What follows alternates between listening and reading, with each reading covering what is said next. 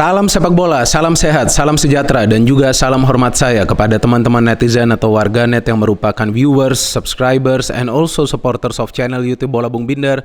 Terima kasih banyak kepada teman-teman yang mendukung kemajuan dari channel YouTube Triple B, karena hingga hari ini jumlah subscribers telah melewati 363.000. Luar biasa dukungan yang teman-teman berikan, dan saya harapkan dukungan dari teman-teman akan tetap konsisten, dan seperti biasa, saya akan selalu memberikan analisa secara logis dan juga fair. And in this new content teman-teman sudah jelas dan 1000% pasti saya ingin memberikan review dari pertandingan besar di kompetisi La Liga, yakni pertandingan El Clasico antara Real Madrid versus FC Barcelona yang berakhir untuk kemenangan Barcelona dengan skor telak 0-4. Memang ini bukan kemenangan telak pertama Barcelona lawan Real Madrid di kandang Real Madrid, tapi ini adalah kemenangan secara meyakinkan karena secara permainan Barcelona mendominasi jalannya pertandingan, dan seharusnya Barcelona itu menang bukan dengan skor 0-4, tapi dengan skor 0-8 atau mungkin 0-9.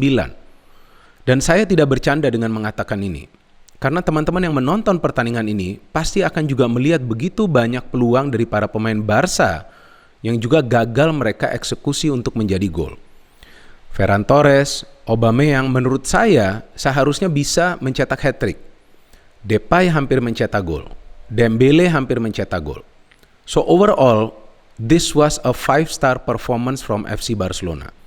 Cara bertahannya mereka tahu harus seperti apa, yaitu untuk bisa mengawasi pergerakan dari dua penyerang sayap dari Real Madrid. Yang turun di pertandingan ini adalah Rodrigo dan juga Vinicius Junior. Kemudian cara menyerangnya mereka tahu perlu seperti apa, yaitu lebih banyak membangun serangan dari sektor sayap, untuk bisa menyulitkan Nacho yang turun di sebelah kiri, kemudian Carvajal yang turun di sebelah kanan. Dan mereka tahu akan lebih baik untuk memberikan umpan-umpan cepat ke dalam kotak penalti untuk bisa menyulitkan Alaba dan juga Militao. Dari Real Madrid seperti apa? Real Madrid bermain dengan semangat luar biasa, apalagi bermain di kandang sendiri. Apalagi mereka belum lama menyingkirkan Paris Saint-Germain. Tentu mereka punya kepercayaan diri yang luar biasa. Tapi bersama kepercayaan diri tersebut, saya tidak melihat ada kecerdasan dari para pemain Real Madrid untuk bisa mengantisipasi permainan cepat dari para pemain FC Barcelona. Karena terlihat secara speed, para pemain Barca ini jauh lebih unggul. Bukan karena para pemain Barca itu mayoritas diperkuat oleh para pemain muda, tapi Busquets saja bermainnya bagus di pertandingan ini. Dia tahu bagaimana untuk mengalirkan bola, bagaimana untuk menahan bola. De Jong mainnya luar biasa. Araujo yang biasanya sulit untuk bisa mengawal lini pertahanan bisa main marking dengan begitu baik. Vinicius Junior, dan dia juga bisa mencetak 1 gol di match ini. Dembele terlahir kembali, Aubameyang terlahir kembali, kemudian Ferran Torres terlahir kembali. Depay memang kehilangan tempat dia, tapi pada saat dia masuk dia juga menyulitkan para pemain Real Madrid yang berada di lini pertahanan. Yang saya bingung dengan Carlo Ancelotti, kenapa dia pilih Luka Modric untuk bermain di lini depan. Betul Benzema absen, tapi masih ada Luka Jovic. Mungkin Eden Hazard juga bisa dioptimalkan. Kenapa harus Luka Modric? Modric is still a good player, pemain yang bagus, tapi dalam urusan membangun serangan, dalam urusan memberikan passing, dalam urusan membangun transisi, tapi bukan dalam urusan mencetak gol. Dia dimainkan sebagai striker palsu atau ya pakai sistem false nine. Tapi gak jalan. Modric tidak bisa mengancam pertahanan dari Barcelona. Dia tidak bisa melakukan pergerakan tanpa bola, karena yang biasa dia lakukan itu adalah pergerakan dengan bola. Jadi secara taktik, ya Ancelotti jelas kalah dari Xavi. Secara pemilihan pemain juga dia kalah. Xavi tahu sepertinya apa yang perlu dia lakukan. Dia sudah belajar ini permainan dari Real Madrid. Maka itu Barca tidak butuh waktu lama untuk menciptakan peluang pertama di match ini. Itu menit ke-11 atau 12 yang Aubameyang mendapatkan peluang untuk mencetak gol setelah Torres memberikan umpan kepada Aubameyang. So it means para pemain Barca tuh lebih pinter. Ya, para pemain Madrid main dengan semangat tinggi tapi gak pakai otak. Nah, para pemain Barca main semangat tinggi, main agresif, tapi otaknya juga jalan. Sehingga memang terlihat passing-passing mereka tuh jauh lebih akurat, jauh lebih konsisten, dan mereka jauh lebih banyak menciptakan peluang-peluang yang berbahaya loh. Dan lebih banyak peluang-peluang tersebut dari dalam kotak penalti, teman-teman. Dan saya pernah membuat salah satu konten tentang FC Barcelona. Kalau nggak salah setelah mereka lawan Napoli itu di Europa League yang first leg, yang saya siaran juga di SCTV. Sudah ada juga sih cuplikan pernyataan saya di TikTok, di mana saya menyatakan bahwa FC Barcelona ini akan menjadi tim yang menakutkan pada saat Xavi mendapatkan goal getter. Dan saya tidak bohong, ya. Teman-teman bisa menonton lagi konten tersebut, cari saja di list konten dari channel YouTube Triple B atau juga cari di TikTok lah. Ada pernyataan saya, ada yang taruh cuplikannya itu. Nah, saya mengatakan bahwa FC Barcelona akan menjadi tim yang menakutkan ketika Xavi punya goal getter, dan sekarang dia sudah dapat goal getter itu. Mantan pemain Arsenal yaitu Aubameyang. Ya memang kita tahu Aubameyang sudah tidak terpakai di Arsenal kan. Nah, tapi ketika dia sekarang pindah ke Barcelona, terlihat dia terlahir kembali. Dia mendapatkan umpan-umpan yang dia perlukan. Dia bisa mencetak banyak gol sekarang. Dan dia mencetak berapa? 2 gol di sini. Memberikan 1 assist juga. Jadi Arsenal aneh juga nih ya. Membuang Ozil, kemudian juga membuang Aubameyang. Ya, mau gimana lagi ya kan? Ya itulah, kadang-kadang pemain yang dibuang ini justru bisa bersinar di klub lainnya kan. So, from the lineup, from Real Madrid, ya saya agak masih ngantuk juga sih ya teman-teman ya. Jadi saya ngomongnya agak slow juga nih karena saya kurang tidur. Udah itu saya harus jalan lagi nih sekarang jam 11 nih. Konten ini saya buat nih jam 9 pagi nih. Saya kurang tidur juga. Kalah lagi Real Madridnya. Ya tapi gak apa-apa lah. Menang atau kalah kan adalah bagian dari permainan sepak bola. Yang penting nanti bagaimana hasil akhirnya. Dan dengan sekitar 9 match ya kalau nggak salah yang tersisa ya dari La Liga ini, Barca sudah berada di peringkat nomor 3 loh untuk sementara. Memang poinnya masih jauh dari Real Madrid, tapi jika Real Madrid tidak improve ya hati-hati aja dengan Barca. So from the lineup, Courtois, Carvajal, Militao, Alaba, Nacho, Casemiro, Kroos, Valverde, kemudian di depan Rodrigo, Modric, Vinicius Junior, kemudian dari Barca, Ferran Torres, Aubameyang, Dembele, Pedri, Busquets, De Jong, Alba, nih hampir sama nih namanya kayak David Alaba di Real Madrid. Eric Garcia, nah itulah ya repotnya kalau kurang tidur, agak berat juga nih mikir.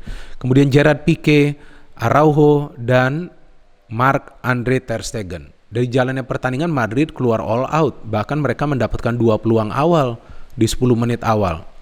Dari Rodrigo yang syutingnya off target, kemudian dari Valverde yang bisa di save oleh ter Stegen. Tapi setelah itu langsung Barca mengancam. Nah itu kan teman-teman lihat saja itu passing diberikan selalu ke sektor sayap. Torres bebas di sektor sayap, dia memberikan umpan kepada Oba, sayang tidak gol. Kemudian akhirnya Dembele melakukan sprint, melewati Nacho, dia memberikan umpan. Nah ini yang saya bingung, antara Alaba dan juga Militao sepertinya gak jalan nih komunikasinya. Karena Oba ini berada di antara 2 pemain belakang ini.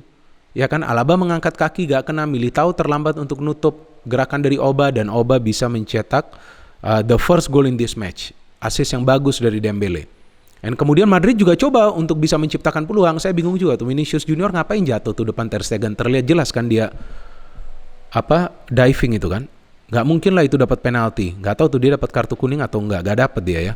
Dan kemudian kita lihat bahwa Araujo bisa mencetak gol lagi, second goal for Barcelona, di mana Dembele yang memberikan umpan dari corner. What a header from Araujo, dan terlihat bahwa Militao dan Alaba ya gagal mengantisipasi corner tersebut, bola lewat dan Araujo bisa menyundul bola tersebut dan memasuki babak kedua. Ya setelah itu kita tahu bahwa memang ada banyak juga peluang dari Barca. Ferran Torres juga seharusnya mencetak gol tuh ya dari luar kotak penalti. Ferran Torres mendapatkan banyak peluang di game ini dan tentu dia akan menyesal jika dia tidak mencetak gol ya, karena he got a lot of chances. Dan memasuki babak kedua ini Ancelotti melakukan pergantian pemain yang serupa seperti di match lawan PSG. Camavinga masuk, Toni Kroos ditarik keluar, Carvajal ditarik keluar, Diaz masuk. Nah ini masalah ketika Carvajal ditarik keluar. Ya karena di belakang nih agak kosong. Diaz cannot do anything. Diaz gak bisa bikin apa-apa, ya kan, cuma lari kiri lari kanan. Bahkan dia tidak bisa menciptakan peluang yang berbahaya. Dan akhirnya kita lihat Ferran Torres bisa mencetak gol dari umpan cantik Aubameyang. Dan dia akhirnya bisa menyelesaikan peluang yang dia dapat. What a good goal from Ferran Torres. And kemudian Aubameyang mencetak gol keempat untuk Barca, di mana awalnya dikira offside, tapi ternyata setelah VAR check dan review dia tidak offside. Ferran Torres with the assist, good assist. Jadi di Barca ini 3 pemain yang di depan nih bisa memberikan assist. Nah itu sangat penting. Jadi mereka saling melengkapi. Di Real Madrid di match ini tidak saling melengkapi. Oke, Benzema absen, tapi saya pikir itu bukan alasan Real Madrid kalah. Dan itu tidak bisa dijadikan alasan Real Madrid kalah. Karena masalahnya itu berada di lini pertahanan dan juga di tengah. Coba lihat aja di tengah space-nya begitu luas. Para pemain Barca enak saja memainkan bola dari sana. Ada atau tidak sih pemain Madrid yang memberikan pressure kepada para pemain Barca yang melepaskan passing dari tengah? Saya tidak melihat. Maka itu Busquets aja mainnya bagus di match ini, padahal kita tahu Busquets performance-nya up and down. Dan kemudian kita lihat Depay mendapatkan peluang, Dembele juga kemudian mendapatkan peluang, tapi pertandingan berakhir untuk kemenangan Barca dengan skor 0-4. This is an amazing win for Barcelona, dan memang Barca layak memenangi pertandingan karena para pemain Real Madrid sama sekali tidak perform di pertandingan ini. Yang saya catat hanya ada 2 peluang berbahaya dari Madrid. Pertama yang tadi saya jelaskan dari Valverde di babak pertama, yang kedua dari Alaba di mana dia shooting masih bisa di save oleh Ter Stegen. But overall inilah Barcelona. Cara permainannya, umpan-umpan pendek dari kaki ke kaki, cara mereka membuka pertahanan tim lawan dengan 1-2 kali passing, mengandalkan shot sprint pendek dari para pemain, mengandalkan pergerakan tanpa bola, menyulitkan konsentrasi dari para pemain yang berada di lini pertahanan, dan kita tahu bahwa Barca lagi terus-menerus mendapatkan hasil yang positif. So Xavi is the right person, and also because now he has the right players. Artinya Xavi adalah pelatih yang tepat, tapi juga karena sekarang dia mendapatkan pemain-pemain yang tepat sesuai dengan konsep permainannya.